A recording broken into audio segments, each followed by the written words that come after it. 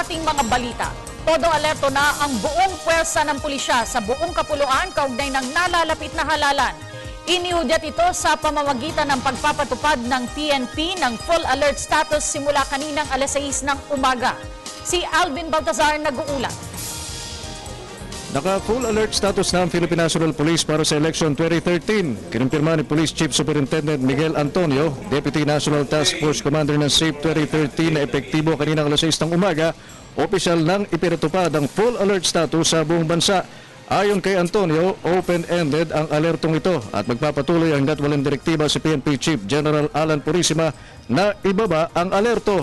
Nakakahulugan na on-call ang lahat ng pulis, walang bakasyon at anumang oras ay maaaring ipatawag sa sandaling kailanganin ang mga ito. Yung nalagdaan ko pong upgrading effective 6 o'clock kanina pong umaga.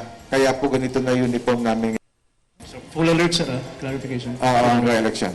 Samantala, umabot na sa 989 ang bilang ng mga police personnel na inaprubahan ng Commission on Elections para magsilbing protective security escorts sa lahat ng mga humiling na politiko o kandidato.